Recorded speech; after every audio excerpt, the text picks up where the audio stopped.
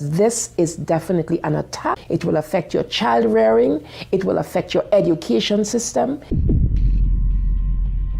This is instructions for the teacher in the classroom to ask her or his students, how do people express their sexual feelings? What is abstinence? And here are some answers. Oral sex, masturbation, anal sex, massage, holding hands, touching each other's genitals, saying, I like you. And what they're doing is equating all these things. Saying, I like you is equal to anal sex. It is pornography. Men, especially on the house floor, did not want to look at. We couldn't show this on the television news, but yet we want our 4th grade children to be looking at this book. In the name of sexuality education, children are seeing obscene materials that have been ruled by Congress and by the Supreme Court impossible to show to children. An online CSE program for African youth called The World Starts With Me tells children that sexuality includes oral sex and masturbation. It then tells them it's their own choice if they want to lose their virginity. It shows children pictures of naked girls and boys in various stages of development, and then asks them to point out differences in their private parts. Parents likely will never know, as it is all done online away from home. They have elementary students as young as 9 years old. Then they teach them how to wear a condom. And they have this plastic genitalia, and they even have young girls. They're teaching them how to put a condom on a male genitalia and boys how to put a condom on a women's genitalia without the knowledge and consent of the parents. They're giving them handouts, negotiating sexual encounters with other students. For example, there are statements like this: can I take your shirt off? It makes me hot when you touch me here. Is it okay if I take my pants off? Where we in Latin America, we still have a lot of poverty. We have communities that don't have fresh water, that don't have electricity. Focus is completely shifted from basic needs. They get comprehensive sexual education without the consent of parents, taking and deconstructing the family. My brother Luigi and I had an opportunity to go to the United Nations and give a speech on the UN floor. I told them how Planned Parenthood was passing out a booklet for HIV positive youth at the United Nations called Healthy, Happy, and Hot. This is for the kids who have AIDS. It teaches about sexual pleasure through masturbation, with same-sex partners, and even if you are drunk. This pamphlet called Healthy, Happy, and Hot tells young people that you have the right not to disclose your HIV status to a sexual partner if you're not comfortable. It also tells young people that are HIV positive that if they decide with their partner not to wear a condom, that's their decision. The World Health Organization standards for sexuality education in Europe actually suggest that children ages 0 to 4 should be given information about masturbation and given the right to explore their gender identity. For ages 4 to 6, children should be taught about same-sex relationships and respect for different norms regarding sexuality. The interests of organizations like UNFPA and IPPF is to get parents out of the picture and to radicalize and sexualize children. UNFPA has tried to convince my country to change our positions on issues such as reproductive rights and comprehensive sexuality education. Madam Chair, does the UNFPA think it can do this because Nauru is the smallest member state of the United Nations? The Nigerian government was actually told by the Western countries that if they do not give in, that they will be denied foreign aid. On page 89 of a UNICEF-published Sexual and Reproductive Health Manual, UNICEF listed situations in which one can obtain sexual pleasure that included sexual responses directed towards inanimate objects, animals, minors, and non-consenting persons. In the context of the Sustainable Development Goals that determines the agenda for the next 15 years, the voice is very, very biased. It's just International Planned Parenthood Federation and their affiliates have a direct influence on the outcome documents, on what is established, what is negotiated at the UN.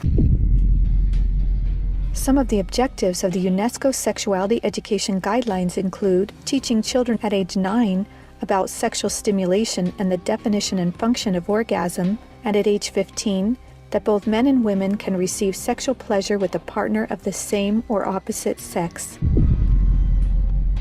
The It's All One curriculum also promoted by International Planned Parenthood, reveals the multiple manipulative tactics used to indoctrinate and sexualize children through CSE.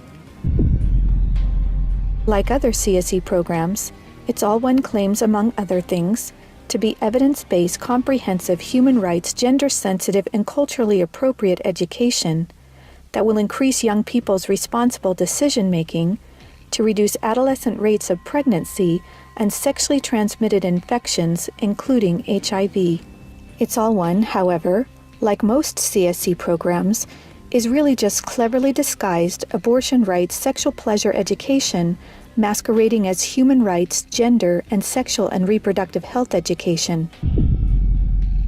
It aggressively promotes abortion. With over 112 references to abortion, It's All One has an obsessive focus on sexual pleasure, mentioning sexual pleasure 62 times. It promotes multiple sex acts and instructs children on how to stimulate themselves or their partner to orgasm. To explore their readiness, children fill out a worksheet that infers children are ready to have sex when you are feeling sexually attracted to the other person, and when you're feeling comfortable about telling the other person what feels good sexually.